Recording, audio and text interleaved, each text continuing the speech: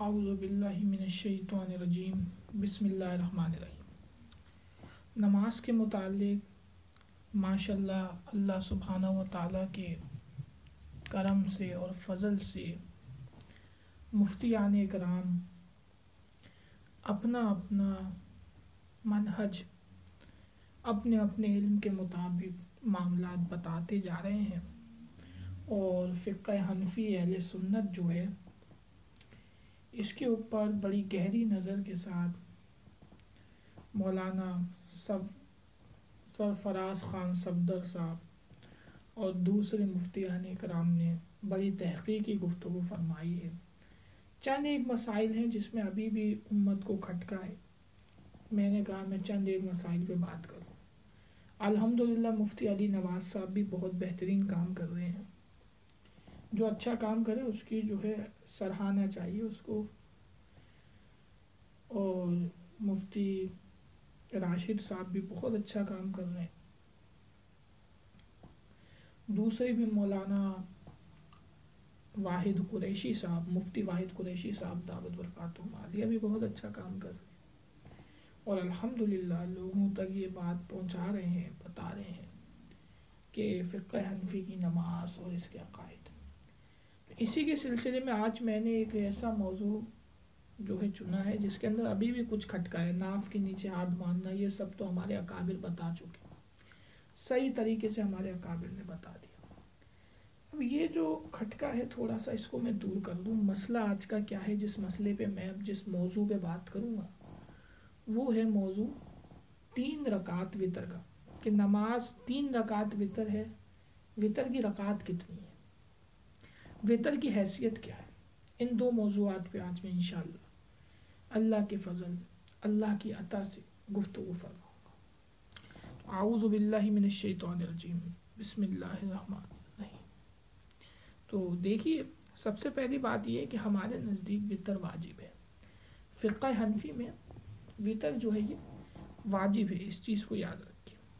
اس حوالے سے حدیث میں بتا دیتا ہوں دلیل پہلی، کہ حضور کریم صلی اللہ علیہ وسلم نے فرمایا ہے الوتر حق فمن لم یوتر فلیس منا۔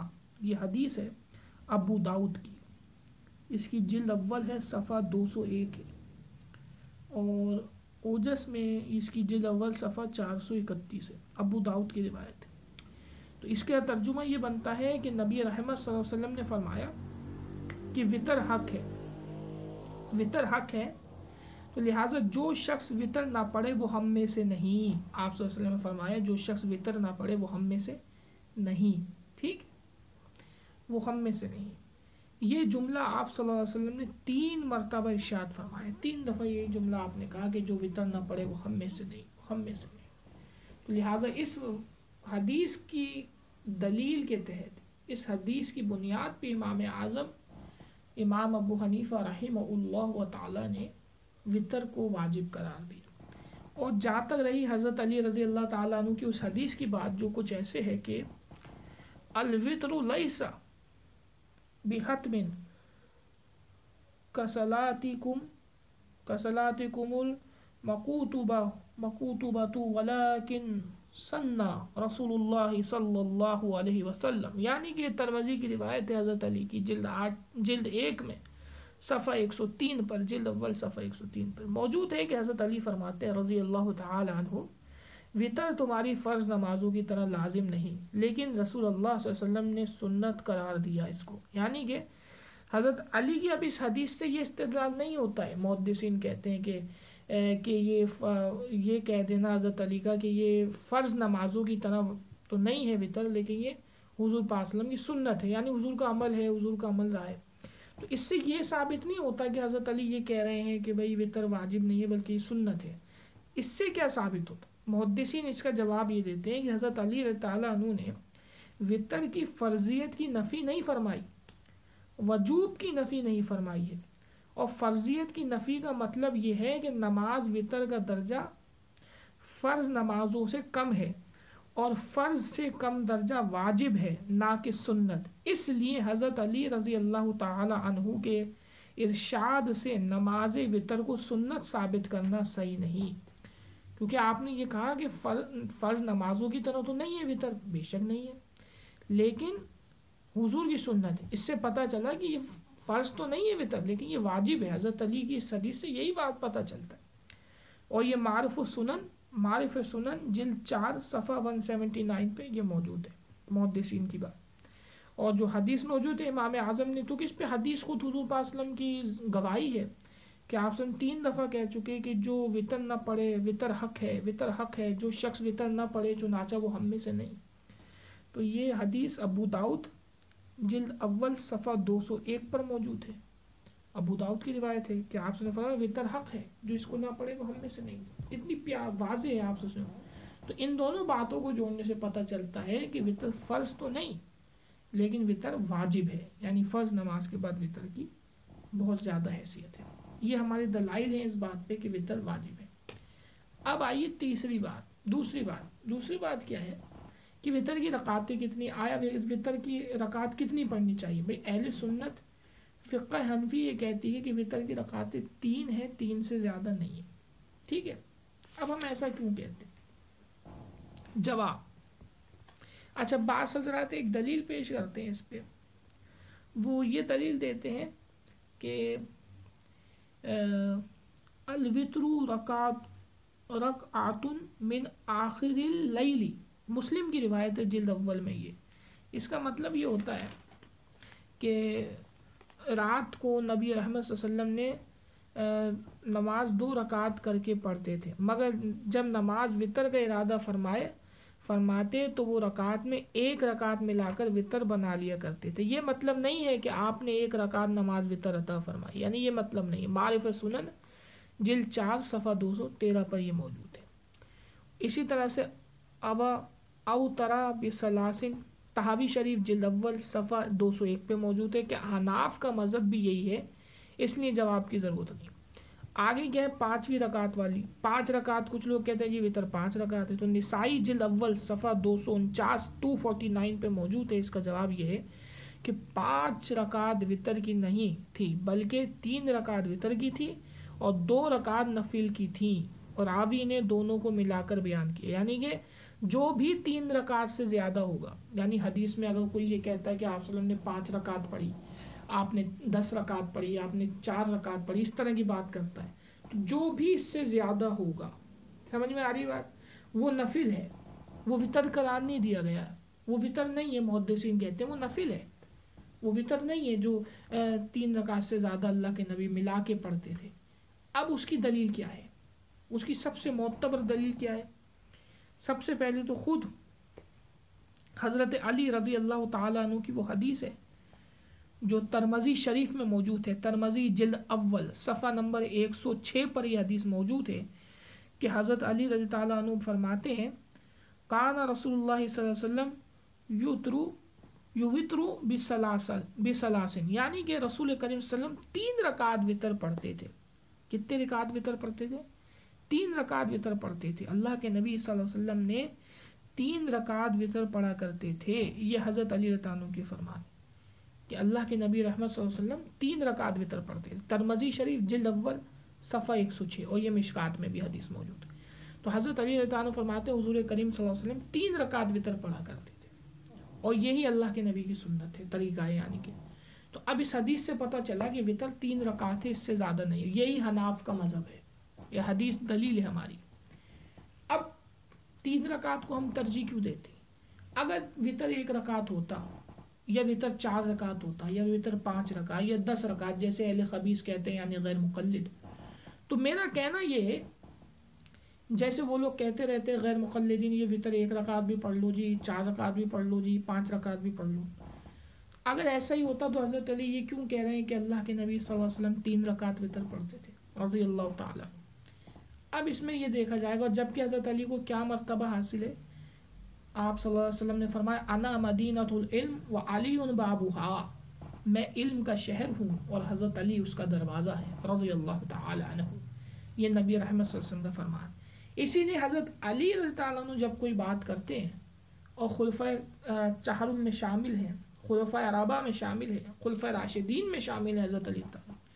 تو وہ جو خلفۂ راشدین میں شامل ہے حضرت علی، اب اگر کوئی صحابی ان کی مخالف کوئی بات کرتا ہے، یعنی وہ جو ایک عقیدہ دے رہے ہیں اس کے مخالف، تو اب یہ دیکھا جائے گا کہ آیا اس کا لیول کیا ہے، حضرت علی کے برابر ہے یا حضرت علی سے کم ہے۔ تو لہٰذا جو بھی 1 2 3 4 کی روایت جو بھی پیش کرتا ہے تو وہ حضرت علی کے برابر کے صحابی نہیں ہے جو روایت پیش کرتے ہیں، حضرت علی سے تھوڑے نیچے لیول کے ہیں، حضرت علی ان سے اونچے لیول کے، ظاہر سی بات ہے خلفۂ راشدین میں شامل ہے۔ اور یعنی خلفۂ راشدین کو تو خود آپ صلی اللہ علیہ وسلم نے فرمایا تھا کہ تم پر میری اور میرے ہدایت یافتہ خلفۂ راشدین کی سنت پہ عمل کرنا واجب ہے، یہ آپ صلی اللہ علیہ وسلم کا فرمان ہے۔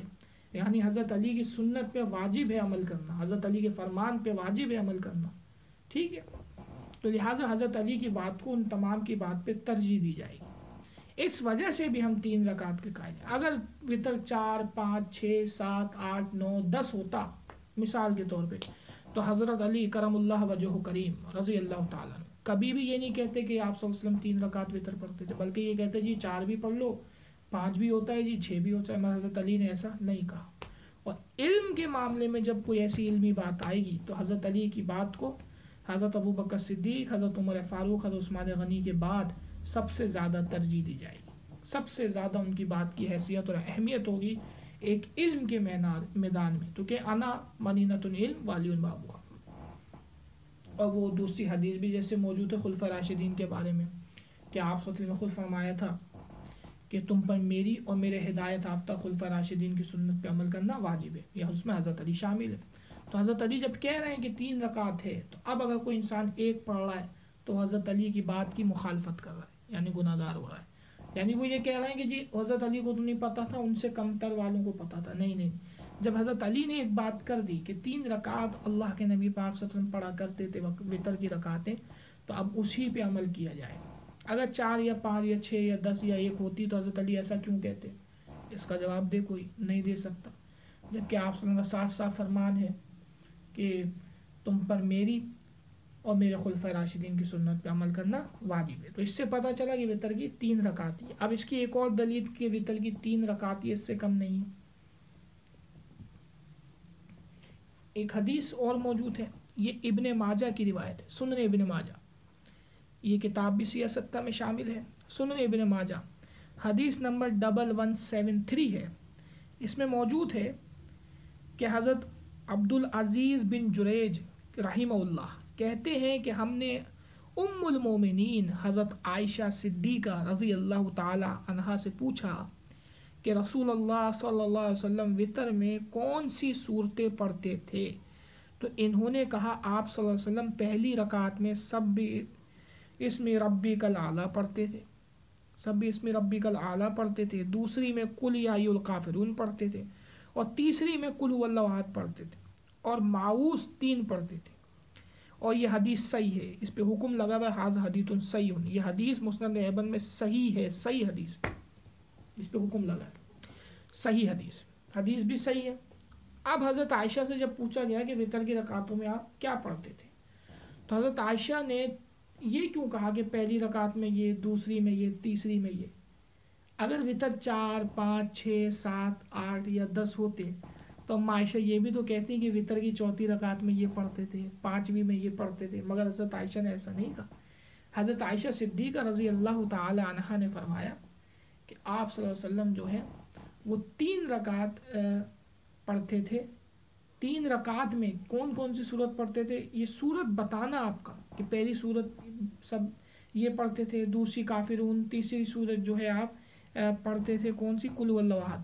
تو آپ کا یہ بتانا، حضرت عائشہ صدیقہ رضی اللہ تعالی عنہا کا یہ بتانا کہ پہلی رکعت میں یہ، دوسری میں یہ، تیسری میں یہ، اس سے بھی پتہ چلا کہ وتر کی رکعت 3 ہی ہے۔ اور اماں عائشہ صدیقہ رضی اللہ تعالی عنہا بھی وتر کی 3 ہی رکعت مانتی تھی، ورنہ آپ 4تھی رکعت کو بھی وتر میں گنتی، 5ویں کو گنتی، 6ٹھی کو بھی گنتی، لیکن آپ نے نہیں گنا۔ اس سے پتہ چلا کہ وتر کی 3 ہی رکعت ہیں، ورنہ اگر 4تھی 5ویں 6ٹھی 10ویں ہوتی تو اماں عائشہ یہ بھی تو کہتی کہ 4تھی رکعت میں یہ پڑھتے تھے، 5ویں میں یہ، مگر ایسا نہیں کہا، بلکہ 3 کہا اور اس پہ رک گئیں، جا کے بتا دیا کہ وتر کی 3 ہی رکعت ہیں، یعنی پہلی رکعت میں یہ، دوسری میں یہ، تیسری میں یہ. جبکہ جو راوی ہے ان کا سوال کیا ہے کہ کون سی صورتیں پڑھتے تھے. تو اما عائشہ تو وطر میں پوچھا اس نے راوی نے حضرت عائشہ سے کہ کون سی صورتیں پڑھتے تھے اللہ کے رسول صلی اللہ علیہ وسلم وطر میں.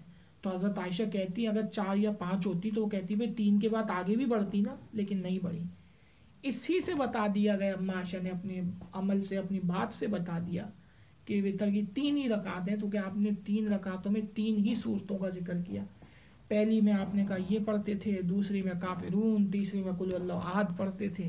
لیکن آپ نے یہ نہیں کہا کہ چوتھی وطر کی رکعت میں آپ یہ صورت پڑھتے تھے، ایسا آپ نے نہیں کہا. 3 پہ رک گئی، جس سے پتہ چلا کہ وطر کی 3 ہی رکعت ہیں. اور اس کے علاوہ حضرت نبی رحمت صلی اللہ علیہ وسلم نے جو کچھ بھی پڑھا ہے، چوتھی، پانچویں، چھٹی رکعت، ساتویں رکعت جو بھی پڑھی وہ نفل شمار کی جائے.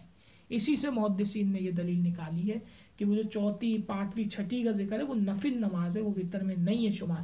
اگر وہ وطر میں شمار ہوتی تو اما عائشہ بھی کرتی، لیکن اما عائشہ نے نہیں کیا. حضرت علی بھی کرتے، حضرت علی نے نہیں کیا. حضرت علی نے بھی بتا دیا 3 رکعت وطر ہے. حضرت علی کی حدیث نے اس حدیث کو اور واضح کر دیا کہ 3 رکعت ہے وطر. جب حضرت علی سے پوچھا گیا اگر 4 5 ہوتا تو 1 ہوتا تو آپ کہتے 1 ہے، 4 ہے، 5 ہے. مگر آپ نے ایسا نہیں کہا. آپ نے کیا کہا کہ وطر کی رکعت کتنی ہے؟ 3 ہے. حضرت علی نے بھی بتا دیا. ترمذی کی روایت جیسے میں نے حوالہ بھی پیش کر دیا. میں پھر سے ایک دفعہ جو حضرت علی رضی اللہ تعالیٰ عنہ والی روایت کا حوالہ دے دیتا ہوں. ترمذی جلد اول صفحہ 106 پہ روایت موجود ہے، مشکات میں بھی ہے. اور یہ حدیث سنن ابن ماجہ میں حضرت عائشہ والی روایت ہے. سنن ابن ماجہ حدیث نمبر 1173. تو اس میں بھی جو ہے حدیث موجود ہے کہ اما عائشہ صدیقہ رضی اللہ تعالیٰ عنہ خود فرماتی کہ جب آپ سے پوچھا گیا وطر کی رکعتوں میں اللہ کے نبی کیا قرات کرتے تھے، تو آپ نے کہا پہلی رکعت میں یہ پڑھتے تھے، دوسری میں قل یا الکافرون، تیسری میں قل اللہ احد. لیکن آپ نے یہ نہیں کہا کہ چوتھی میں یہ پڑھتے تھے. 3 پہ رک گئی. اس سے پتہ چلا کہ وطر کی رکعتیں 3 ہی ہیں. اور محدثین نے بھی اسی سے وضاحت میں کیا لکھا ہے، ابن ماجہ میں کیا لکھا ہے کہ اس حدیث سے یہ معلوم ہوا کہ نبی اکرم صلی اللہ علیہ وسلم وطر کی 3 رکعتیں پڑھتے تھے. پہلی رکعت میں سورت جو حضرت عائشہ نے بتائی سبی اسمی ربک الاعلی، اور دوسری رکعت میں قل یا الکافرون، اور تیسری رکعت میں قل هو اللہ احد پڑھتے تھے. اس سے پتہ چلا کہ اللہ کے نبی 3 رکعت ہی وطر پڑھتے تھے. ورنہ حضرت عائشہ صدیقہ رضی اللہ تعالیٰ عنہ چوتھی رکعت کا بھی ذکر کرتی، بتاتی کہ چوتھی میں یہ پڑھتے تھے. لیکن آپ کا 3 پہ ہی بات کو مکمل کر دینا اس بات کی واضح دلیل ہے کہ وطر کی رکعتیں 3 ہی ہیں، اس سے زیادہ نہیں ہے. اور یہی حضرت علی فرما رہے حدیث میں. دونوں حدیث کی میں نے وضاحت کر دی، بتا دیا دونوں حدیث سیاستہ سے. لہٰذا حناف کے دلائل بہت مضبوط ہیں. الحمدللہ اللہ نے فقہ حنفی کو بڑے مضبوط دلائل سے نوازا ہے. اور شیخ عبد القادر جیلانی محبوب سبحانی رحمہ اللہ تعالیٰ نے بھی اپنی غنیت میں اس بات کو صاف صاف لکھا ہے کہ وطر کی 3 ہی رکعتیں ہیں، اس سے زیادہ نہیں. یہی شیخ عبد القادر جیلانی محبوب سبحانی رحمہ اللہ نے بھی یہی لکھا ہے کہ وطر کی 3 ہی رکعت ہیں، اس سے زیادہ نہیں، نہ اس سے کم. 3 ہے وطر کی رکعت. جب آپ سے پوچھا ہے آپ نے بھی یہی کہا وطر کی رکعت 3 ہی. اور محدثین مجتہدین انہوں نے بھی یہی کہا کہ اس سے پتہ چلتا ہے کیا کہ آپ صلی اللہ علیہ وسلم وطر کی 3 ہی رکعت پڑھتے تھے. ورنہ حضرت عائشہ چوتھی کی رکعت کا بھی ذکر کرتی، لیکن آپ نے نہیں کیا. تیسری پہ بات مکمل کر دی، جس سے پتہ چلا کہ حضرت محمد عربی صلی اللہ علیہ وسلم 3 رکعت ہی وطر پڑھتے تھے، اور جو اس سے علاوہ زائد پڑھتے تھے وہ نفل ہوتے تھے، وہ وطر نہیں ہوتے تھے. جزاکم اللہ خیرہ.